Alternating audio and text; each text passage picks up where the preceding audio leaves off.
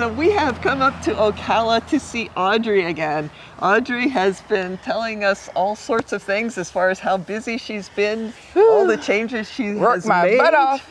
And of course, she is in a festive mood. I mean, she has got the holidays and then some going on here. So anyway, Audrey, of course, Ocala is a lot colder. Than South Florida. How cold has it gotten up here so far?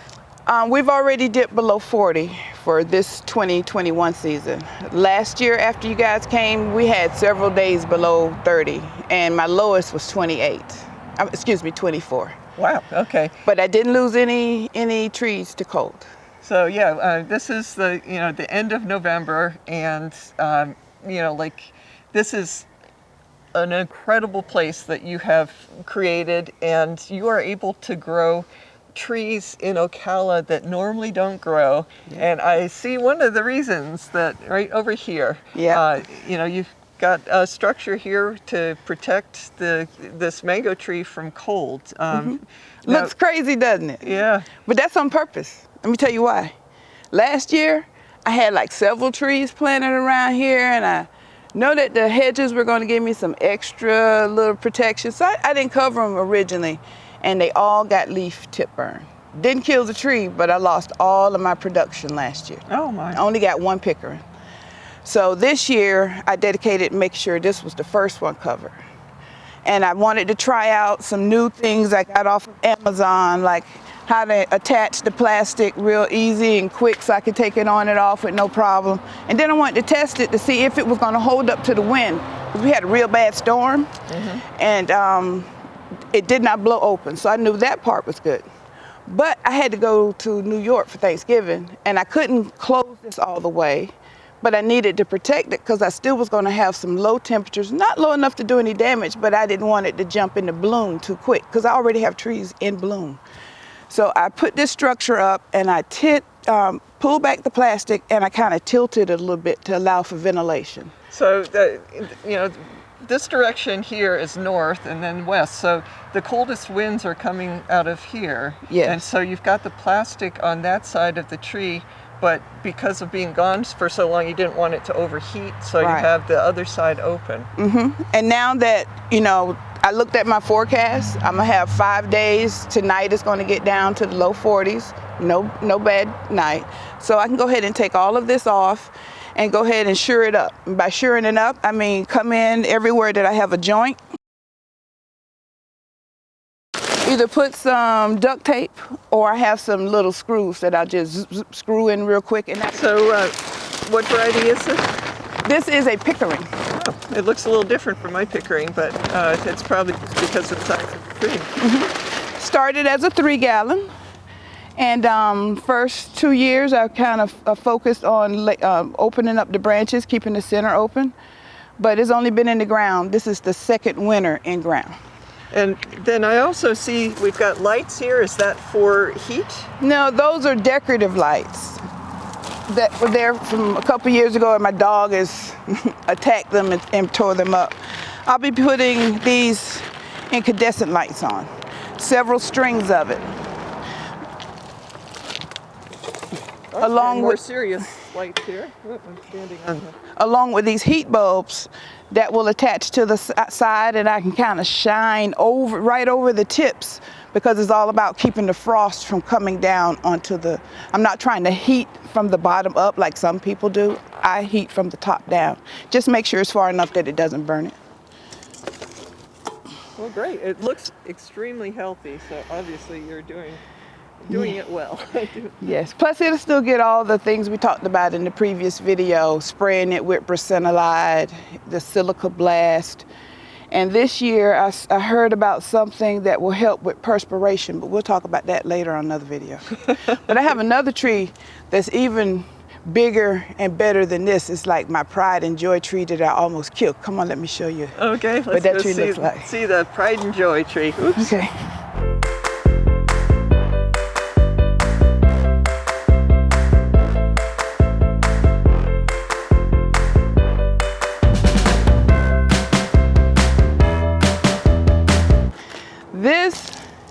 This is my cherry tree. Let me tell you the history about this tree. It's one of my first ones, so I've had it 4 years. I cooked it my first winter with overlove and didn't know to take the top off and open up my greenhouse. And since I got home late, I left it down, and I did it again the next day. On the third day, everything was brown and dead. I took them out of the pot, throw them in a pile, and just as I'm about to gas it and burn it, I saw one little green leaf. I dug it up, put it in a pot, loved it.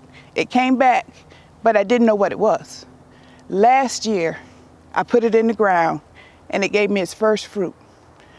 And it was phenomenal carries. And some people say, oh, carries aren't good. If you get a carry at the right time, carry's wonderful. If you let it go over a little bit, just put it in some ice cream.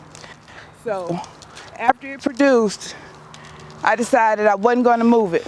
This tree had almost lost its life, and I decided to put it in the wrong place. So it's going to be my responsibility for the rest of the time that I grow mangoes to protect this tree every year.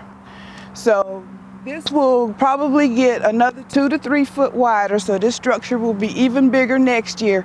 But I'm gonna apply some of the principles of building a structure out of EMT that I did this year. I'm gonna do that over here for next year. I'll show you that later. But in this one, what I did is just made shorter cuts, because when you cut PVC and connect them, it adds strength. I put in some tack screws, some duct tape, and then I used string to run it all around and help sure it up. And that string also gives me somewhere to hang my incandescent bulbs from. On the inside,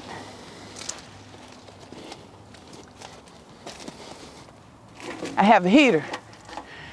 So this will be blowing up, unlike the other tree that I'm trying to heat from the top down. Over here, because it's so cold, it's going to be in that northwest corner. As that wind, if any, comes under the bottom, this is going to blow the heat up through the center of this open center tree. If we get projected to have horrible, I will put in some connectors here, blow out this wall, and there's a dedicated fire pit right here for this tree. So, if heat bulbs, incandescent bulbs, a heater, and a fire pit, and double layer walls with plastic on the north side, and 1.5 mil on the inside, covered by DeWitt across the top. If that doesn't protect it, I guess I shouldn't have this tree. But so you were up in New York? I was in New York. How many days? That was almost 5 days. So 5 days, and you left this tree with, I know from past videos that you would actually sleep outside with the trees when it got cold. Yes. And so you were leaving your trees in the end of November. Yes. And so, how did you deal with that? Not being here, preparing them to, for life on their own. Xanax for me, number one. For the tree, I watered them very heavily, and I put a huge amount of mulch underneath this tree. So it was really, really well hydrated. I gave it the Brasinolide drench I start in October. And then the foliar sprays I do every 2 weeks, so it had that. I covered it all the way, but in my structure, I protected the northwest cold wind. And I left the eastern side that the morning sun will hit, because the frost cloths are good, but they also do like a 30% reduction in your sunlight. And this tree needed to get warm fast, because imagine, a friend of mine told me to think like a tree. After you've been cold all night long, you want that morning sun to warm you right up. So I wanted this part to stay open without anything covering. I wanted 100% sun, and it warmed right up. I have just a little bit of anthracnose. That's because some water was sitting there. But that's just on a couple leaves. But this tree is relatively disease-free, and it did well. Yeah, it looks great. It looks very happy here. So before you left, you had, like earlier on in the season, you had a different, thinner frost cloth, right? Very thin frost cloth. And then when you went north for 5 days, you ordered the thicker one. I stepped up to DeWitt. After looking at what the folks do out in Arizona, because I follow people that have the same problems I do. So I follow Seamus O'Leary and Green Life. And he had this huge structure and he had the DeWitt frost cloth. I was like, okay, I'm not gonna build that kind of structure, but can I get that material? So I got a 250-foot roll of that. Oh, that should take care of you for a while. Yeah. So right here for the door, I need it to be more resilient. So I'll use that 6 mil plastic, just overlapping it, and it'll have double sides. So I can just go in one way and kind of whip back through. So I can go in and out to check the tree, spray the tree, change out the heater, that type thing. But I have 2 layers. I have plastic on the outside to stop the wind from that direction, and then the cloth on the inside to be like a little blanket underneath, a little throw. So you do the cloth things for extra insulation, but also it takes some of the moisture out of the air so that it doesn't accumulate on the leaves? Exactly. Not as many problems with anthracnose going into springtime. And with me starting to see buds and actual blooms in my other trees, I know to come on and start spraying with copper, go back, review HAR spraying videos of the order. Okay, it's sulfur first to prevent powdery mildew, and then copper. Make sure you got more than one type of copper. So yeah, I go back and review HAR every year. Because every year I learn something new from that video. Oh, great. Well, this is looking wonderful. This tree is really healthy, and it's perfect. You've kept it short, but it's very wide, and it looks like you cut the center out of the tree, so you've got lots of air circulation and light there. The center is about that wide with nothing. You can't really see it because of how bushy. And last year I did something different. I actually fed this tree while it was finishing ripening the last few fruit. And as soon as I harvested them, it had a growth spurt. And I looked at the amount of energy that was in it, and it was late season. I was like, do you want to take that gamble and tip it one more time? And I went through and tipped them all. And all of these are basically since October. Yeah. Yeah. It looks beautiful. Yeah, I mean, the tree just went, boom. I was like, please. And I actually had a smaller structure that it outgrew. So I waited to see if those tips hardened off, and then I came back and extended the PVC. But it's almost 10 foot wide. Yeah, it is huge, and it's just one gorgeous plant in here, and it looks like it's ready to give you a lot of fruit next season. I'm ready.